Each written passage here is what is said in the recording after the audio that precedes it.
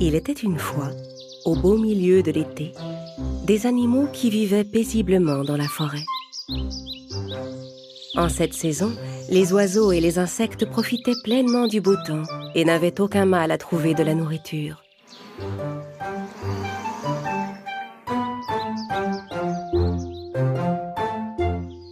Pour la paresseuse cigale, c'était un jour comme les autres. L'insecte savourait les racines et les herbes qu'il avait trouvées et chantait des chansons en jouant du violon étendu sous un arbre. Oh, quelle belle journée, la la la la la, je chante des chansons avec mon violon. Je ne connais pas les paroles de la chanson, mais à quoi bon? Quand il eut fini sa chanson criarde, il entendit un bruit et écouta attentivement. Pour essayer de repérer d'où venait le bruit, il grimpa plus haut sur une branche de l'arbre.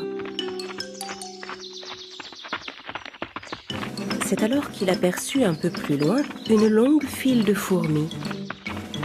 Les insectes marchaient en rang comme des soldats. Chaque fourmi transportait à grand-peine des graines et des fruits séchés qui étaient tombés des arbres. La cigale sauta à terre et regarda les fourmis s'éloigner avec un air d'incompréhension. Je ne comprendrai jamais ces fourmis. Elles travaillent tout le temps. À cet instant, il aperçut une fourmi qui venait vers lui. Le petit insecte transportait sur son dos une graine bien plus grosse que lui.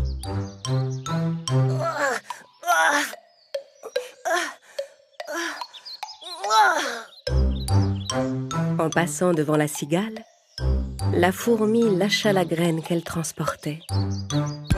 Elle avait grand besoin de se reposer.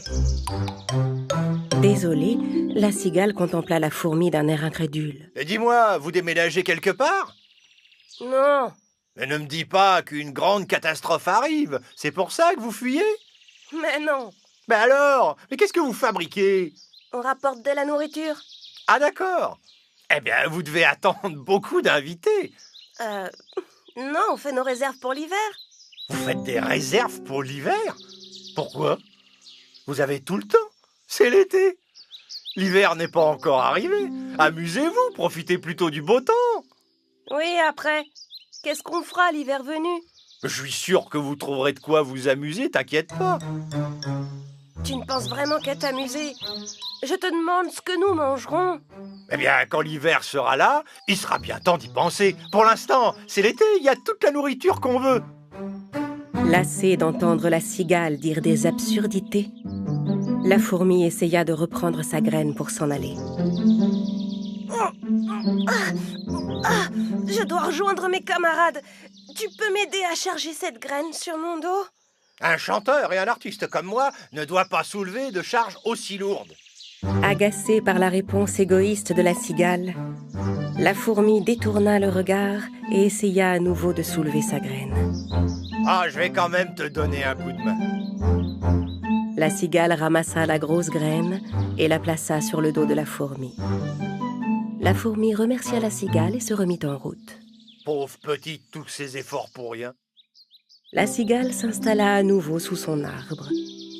Elle grignota encore un peu, puis se remit à jouer du violon. Oh, quelle belle journée, la la la la. Je chante des chansons avec mon violon et je profite de cette belle saison.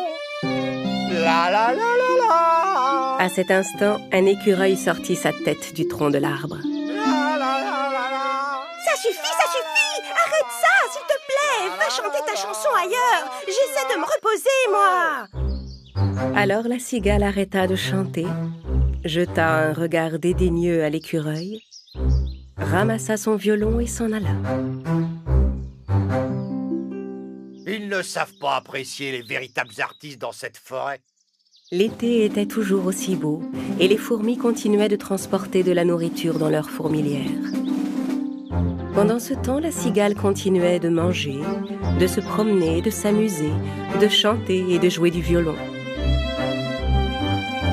Enfin, l'hiver arriva et le froid s'installa.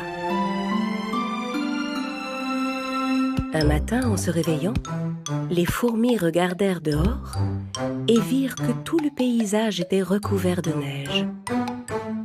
Les petites fourmis eurent une pensée pour tous les animaux qui vivaient dans le froid, tremblants et affamés. De son côté, les herbes étant ensevelies par la neige, la cigale n'avait rien trouvé à manger depuis des jours. Tremblante, à bout de force, elle était incapable de chanter ou de jouer du violon. Rassemblant toutes ses forces, le pauvre insecte marcha dans la neige en repensant avec nostalgie aux jours heureux de l'été. Ah, c'était le bon temps. On trouvait de la nourriture. J'avais le ventre toujours plein, j'étais heureux. Soudain, il repensa aux fourmis qu'il avait vues transporter de la nourriture tout au long de l'été. Et il regretta de ne pas les avoir prises au sérieux. Il s'était bien moqué d'elles pendant l'été, et il se demandait maintenant si elles accepteraient de lui venir en aide. De toute façon, il était maintenant trop tard pour s'en aller. Oh, pas le moment de faire le fier. Je dois trouver le nid des fourmis et leur demander de l'aide. L'insecte se dirigea vers la fourmilière. Arrivé devant la porte, il appela. « Y a quelqu'un? Aidez-moi, je vous prie. » Qui est là? Il entendit du bruit à l'intérieur de la fourmilière. Gelée et à bout de force, la cigale répondit. « Ma chère amie, c'est moi, la cigale. S'il te plaît, laisse-moi entrer. » En entendant la cigale appeler, la reine de la fourmilière s'approcha de la petite fourmi.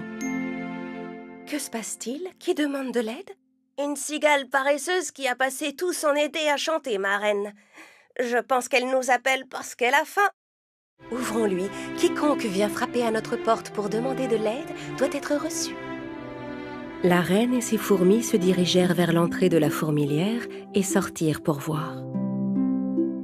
La cigale gisait sur le sol enneigé, épuisée. Les fourmis ramassèrent le pauvre insecte et le transportèrent dans leur nid. Bien au chaud dans la fourmilière, la cigale revint à elle. Les fourmis lui donnèrent de l'eau et de la nourriture. Une fois remise sur pied, la cigale remercia la reine et alla trouver la petite fourmi. « J'ai été très injuste avec toi. Tandis que tu travaillais durement, j'ai passé l'été à jouer de la musique. Et pourtant, tu m'as prévenu, mais je t'ai pas prise au sérieux.